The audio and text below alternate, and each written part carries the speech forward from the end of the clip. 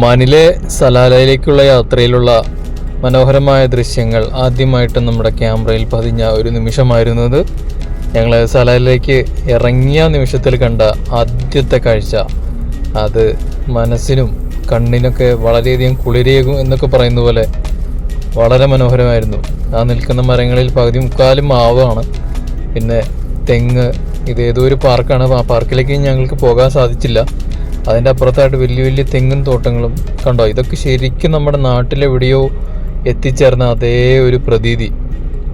അതിൻ്റെ ഇപ്പുറത്ത് കാണുന്ന വലിയ തെങ്ങും കൂട്ടം കാണുമ്പോൾ നാട്ടിക ബീച്ചിലൊക്കെ പോയ ഒരു അനുഭൂതി. നമ്മളങ്ങനെ ബീച്ചുകളിലൊന്നും നാട്ടിലധികം പോകാത്തതുകൊണ്ടും നമ്മുടെ അടുത്തുള്ള ബീച്ച് നാട്ടിക ആയതുകൊണ്ടും സ്നേഹതീരത്തിൻ്റെ ആ ഭാഗത്തുള്ള തെങ്ങിൻ്റെ മനോഹാരിത വിളിച്ച് അറിയിക്കുന്നു. അതേപോലെ തന്നെ നമ്മുടെ ബസ്സിൽ നിന്നുള്ള കാഴ്ച എന്ന് വെച്ച് കഴിഞ്ഞാൽ നേരെ ഈന്തപ്പനകളൊന്നും ഇല്ലാത്ത മനോഹരമായ തെങ്ങുകൾ മാത്രം നിൽക്കുന്ന സൂപ്പർ കാഴ്ചയാണ്. അതിൻ്റെ ഇടയിലുള്ള വണ്ടികളൊക്കെ അങ്ങോട്ടും ഇങ്ങോട്ടും ചീറിപ്പാഞ്ഞുകൊണ്ടിരിക്കുന്നു. എത്ര വർണ്ണിച്ചാലും മതി വരാത്തൊരു മനോഹരമായ നല്ല കാഴ്ചയായിരുന്നു ഈ സലാലയിലേക്ക് ഇറങ്ങിയ സമയത്ത്. അതായത് ഞങ്ങൾ ചെറിയ ഡെസേർട്ടിൽ നിന്ന് നേരെ കയറി വലിയ 2-3 മലകളൊക്കെ ഇറങ്ങി ശരിക്കും നമ്മുടെ പഴനിയൊക്കെ പോയിട്ട് ഇറങ്ങി വരുന്ന പോലെ ഒരു മനോഹരമായ ദൃശ്യമായിരുന്നു. അന്ന് അവിടെ എത്തിയതിന് ശേഷം അന്ന് വൈകുന്നേരം തന്നെ ഞങ്ങൾ പോയത് അൽമർനീഫ് കേവ് എന്ന് പറഞ്ഞൊരു സ്ഥലത്താണ്. ഇവിടെ ബീച്ചുണ്ട്, അൽമർനീഫ് കേവ് ഉണ്ട്, പിന്നെ വാട്ടർ ബ്ലോ സ്പോട്ട് ഉണ്ട്. വാട്ടർ ബ്ലോ സ്പോട്ട് എന്ന് വെച്ച് കഴിഞ്ഞാൽ നമ്മൾ കടലിൻ്റെ അടിയിൽ കൂടെ തിരമാലയടിച്ച് പാറക്കൂട്ടങ്ങൾക്കുള്ളിലേക്ക് കയറി അതിൻ്റെ ഉള്ളിൽ നിന്നും മുകളിലേക്ക് വെള്ളം ചീറ്റുന്ന മനോഹരമായൊരു അനുഭൂതിയാണ് നമുക്കവിടെ സമ്മാനിച്ചത്. സലാലയിലെ മനോഹരമായ ആദ്യത്തെ ദിവസത്തിൻ്റെ വൈകുന്നേര സമയം. അതായത് ഞങ്ങൾ ചെന്ന് ഹോട്ടലിലെ റൂമൊക്കെ അവർ സെറ്റ് ചെയ്തിട്ടുണ്ടായിരുന്നു. പിന്നെ ഞങ്ങൾ ചെറിയൊരു ഉറക്കമുറങ്ങാമെന്ന് വിചാരിച്ച് കിടന്നപ്പോഴേക്കും പിന്നെ പോകാനുള്ള സമയമായി. ഇപ്പോൾ ചൂടായതുകൊണ്ട് അധികം ഉച്ച സമയത്ത് പോകണ്ടെന്ന് ഞങ്ങൾ ടൂർ ഗൈഡ് ഞങ്ങളോട് പറഞ്ഞിരുന്നു. അപ്പോൾ അതോടനുബന്ധിച്ചാണ് ഞങ്ങൾ ഈ സമയത്ത് ഏകദേശം ഒരു 5-5:45 സൺസെറ്റൊക്കെ ഏകദേശം കഴിയാറായിക്കൊണ്ടിരിക്കുന്നു. ഈദിൻ്റെ ഹോളിഡേയ്സ് ആയതുകൊണ്ട് തന്നെ ഒരുപാട് നാഷണാലിറ്റീസും ഒരുപാട് ആൾക്കാരൊക്കെ ഈ ഭാഗം വിസിറ്റ് ചെയ്യാൻ വേണ്ടി പരിചിതമായിട്ട് അവിടെ വന്നുകൊണ്ടേയിരുന്നു. അത് എങ്ങനെ വർണ്ണിക്കണമെന്ന് അറിയില്ല ഈ സ്ഥലത്തെക്കുറിച്ച്. എനിക്ക് അതിനെക്കുറിച്ചുള്ള ചരിത്രപരമായിട്ടുള്ള സംഭവങ്ങളൊന്നും ശരിക്കും അറിയില്ല. ഇവിടെയൊക്കെ വെള്ളങ്ങൾ, അതായത് ഈ ഭാഗം മൊത്തം കടലായിരുന്നു എന്നാണ് പറയുന്നത്. പണ്ട് ഒരുപാട് വർഷങ്ങൾക്ക് മുന്നേ, ഒരു 50-60 വർഷമല്ല, ചിലപ്പോൾ ഒരു 1000 വർഷം മുന്നേ ആയിരിക്കാം. ഇതെല്ലാം ഭൂമിയിലുണ്ടായിരുന്ന സംഭവങ്ങളാണല്ലോ. കടൽ ഇത്ര അടുത്ത് കാണുന്നത് ഞാൻ ആദ്യമായിട്ടാണ്. ഭയങ്കര ഡേഞ്ചറാണ് ഇവിടെ നിൽക്കുന്ന ഭാഗം. ബാ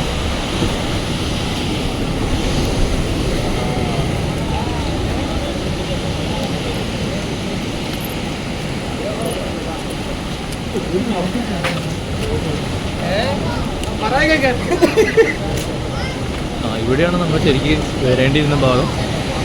അതിമനോഹരമായ അടിപൊളി സ്ഥലം കേട്ടോ.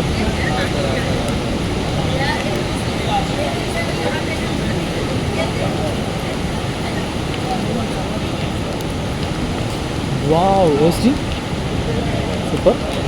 ഇവിടെയും വലിയ വലിയ കേവുകളും കാര്യങ്ങളൊക്കെ ഉണ്ട് കേട്ടോ.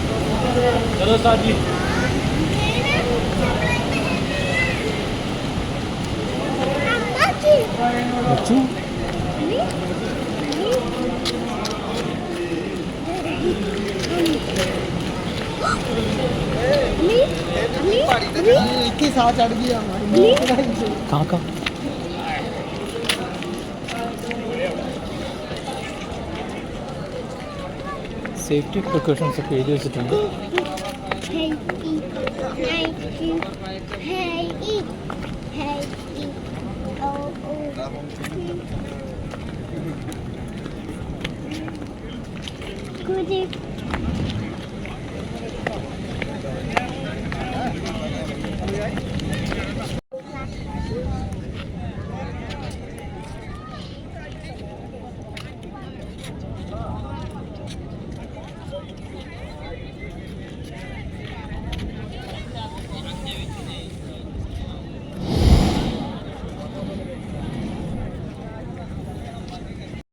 രണ്ടാമത്തെ ദിവസം നമ്മുടെ വിസിറ്റ് ചെയ്ത സ്ഥലമായിരുന്നു എയിൻ അൽനൂഫ് എന്ന് പറഞ്ഞത്. ഇവിടെ എന്ന് വെച്ച് കഴിഞ്ഞാൽ നമ്മൾ നടന്നു പോകുന്നതിൻ്റെ ഇടത് സൈഡിലൂടെ മൊത്തം വെള്ളം ഒഴുകി വരുന്നൊരു ഭാഗമാണ്. മഴക്കാലം ആയി കഴിഞ്ഞാൽ ഒരു രക്ഷയില്ല. ഇവിടെ മഴക്കാലം എന്ന് പറഞ്ഞാൽ ഓഗസ്റ്റ് ആ സമയം മഴ തുടങ്ങും. ഈ ഭാഗമൊക്കെ നമ്മൾ യൂട്യൂബിലൊക്കെ പഴയ വീഡിയോ കണ്ടിട്ട് കഴിഞ്ഞ് കഴിഞ്ഞാൽ മൊത്തം പച്ചപ്പൊക്കെ നിറഞ്ഞ് നല്ല ഹരിതാപമായൊരു സ്ഥലമാണ്. ഇപ്പോൾ നല്ല ചൂടിൻ്റെ സമയമാണ് ജൂൺ മാസത്തിൽ ഒരിക്കലും ഇങ്ങോട്ട് പോകാൻ പാടില്ല എന്നാണ് അവിടെയുള്ള ടൂർ ഗൈഡ് പറഞ്ഞത്. പക്ഷേ നമുക്ക് പോകാതിരിക്കാൻ സാധിക്കില്ലല്ലോ. നമുക്ക് ഈ സമയത്തല്ലേ വെക്കേഷൻ കിട്ടിയതും അതേപോലെ തന്നെ വെക്കേഷൻ എൻജോയ് ചെയ്യാൻ പറ്റിയതും. അപ്പോൾ നമ്മൾ ഈ സമയം നോക്കി പോയി, വാട്ട് എവർ ഇറ്റ് ഈസ് നമ്മൾ പോയി എൻജോയ് ചെയ്തു. അപ്പോൾ നമ്മൾ നേരെ എത്തുന്നത് ചെറിയൊരു ഫിഷൊക്കെ ഉള്ളൊരു വലിയൊരു വാദിയുടെ സ്റ്റാർട്ട് ചെയ്യുന്ന സ്ഥലത്താണ്. ഈ രണ്ട് സൈഡിലേക്ക് നോക്കിയാൽ അറിയാം നല്ല ഹൈറ്റിലാണ് ഈ രണ്ട് സൈഡിലുള്ള ഭിത്തികൾ നിൽക്കുന്നത്. മൊത്തം പാറ കൊണ്ടും മണ്ണ് കൊണ്ടൊക്കെ സെറ്റായിട്ടുള്ള. അപ്പോൾ ഞങ്ങളും ഇന്ന് ഈ ഭാഗത്തേക്ക് വന്നു കഴിഞ്ഞപ്പോൾ അതേപോലത്തെ ഡ്രസ്സാണ് ഇന്ന് ഞങ്ങൾ ടീഷർട്ടും പിള്ളേരുടെ ഡ്രസ്സായാലും അങ്ങനെയാണ് ഞങ്ങൾ ചൂസ് ചെയ്ത് ഇട്ടുകൊണ്ട് വന്നത്. അത് നല്ലൊരു മാച്ചിങ് ആയിരുന്നു. അപ്പോൾ ഈ ഭാഗം ഇപ്പോൾ വളരെ മനോഹരമാക്കി അവർ വെച്ചിട്ടുണ്ട്. വെള്ളം ഒഴുകി കഴിഞ്ഞാൽ മൊത്തം കാല് കുത്താൻ പറ്റില്ല, അതേപോലത്തെ ഒരു അവസ്ഥയിലായിരിക്കും എന്നാണ് പറയുന്നത്. അതേപോലെ തന്നെയാണ് നമ്മൾ ഇത്രയും ചൂടിലും അങ്ങോട്ട് എത്തിക്കഴിഞ്ഞ് കഴിഞ്ഞപ്പോഴും ആ ഫിഷൊക്കെ ഉള്ള ആ കുളം അല്ലെങ്കിൽ ആ വാതി സ്റ്റാർട്ട് ചെയ്യുന്ന സ്ഥലമൊക്കെ എത്ര മനോഹരമായി കണ്ണുനീര് പോലെയുള്ള സ്വിമ്മിംഗ് പൂളിൽ വെള്ളം എങ്ങനെയാണ് നിൽക്കുന്നത് എന്ന് പറയുന്ന പോലെ ഒരു അനുഭൂതിയായിരുന്നു. അത് ശരിക്കും അവിടെ ചെന്ന് കണ്ടപ്പോഴാണ് മനസ്സിലായത്. അത്രയ്ക്കും ക്ലിയർ ആയിരുന്നു വെള്ളം, അത്രയും പക്ക ക്ലിയർ ആയിരുന്നു. അത് കണ്ടു നോക്കിയാലേ അറിയാൻ പറ്റുള്ളൂ. വന്നിരിക്കുന്ന നല്ലൊരു വാദിയായിട്ടുള്ള സ്ഥലത്താണ്. സൂപ്പർ കേട്ടോ. ഇവിടുത്തെ മനോഹരമായ ദൃശ്യങ്ങളൊക്കെ അടിപൊളിയാണ് കാണാൻ. ബാഗിലും ഉണ്ടോ നല്ല നീല വെള്ളമൊക്കെ.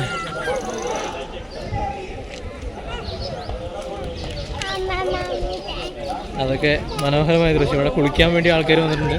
ഇറങ്ങി കുളിക്കാം നമുക്ക് വേണമെങ്കിൽ.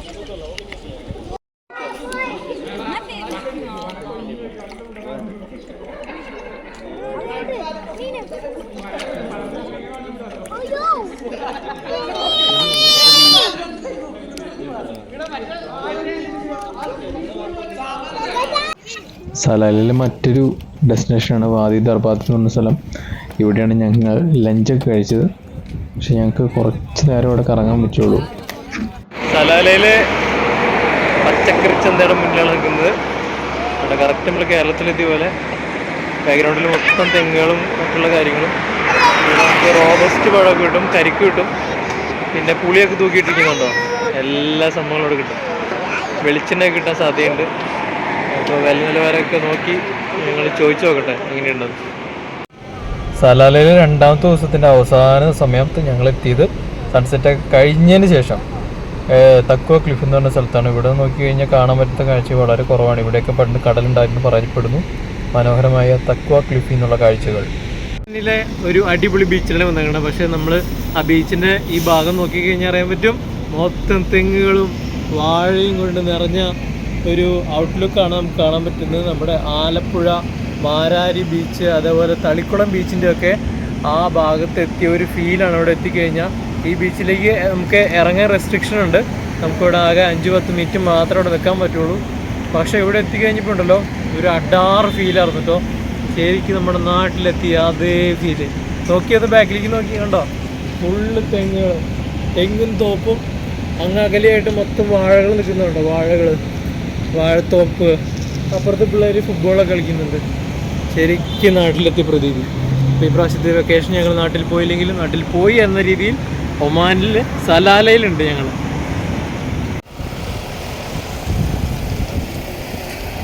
പശുവാ വന്ന് മൂടി. ഈ ഭയങ്കര ക്ലൗഡാണ് വന്നുകൊണ്ടിരിക്കുന്നത്. വണ്ടികളൊന്നും കാണാൻ പറ്റില്ല. അതേപോലത്തെ സ്ഥലമൊക്കെ ഒമാനിലുണ്ടോ എന്നുള്ള കാര്യം ഇപ്പോൾ നമ്മൾ സ്ഥിരീകരിച്ചു. നമ്മൾ യൂട്യൂബിലേക്കാണ് കണ്ടിരിക്കുന്നത്. പക്ഷേ ഒറിജിനലി ഇവിടെ വന്നിട്ട് നമ്മൾ കണ്ടറിഞ്ഞു ഈ വിൻ്റർ സീസണിലേക്ക് ഇവിടെയൊക്കെ അടിപൊളിയായിരിക്കും എന്ന് പറഞ്ഞു. ഇപ്പോൾ വിൻ്ററല്ലേ, ഇപ്പോൾ സമ്മറല്ലേ, അപ്പോൾ അതുകൊണ്ട് ഈ സമയത്ത് നല്ല തണുപ്പ് വരും കേട്ടോ. പക്ഷേ തണുപ്പ് മാറും, പെട്ടെന്ന് ചൂട് വരും, അങ്ങനെ കാലാവസ്ഥയാണ്. അപ്പോൾ നമ്മുടെ വണ്ടി ഇവിടെ കിടക്കുന്നുണ്ട്. വണ്ടിയും പോകാൻ റെഡി ആയിട്ടിരിക്കുകയാണ്.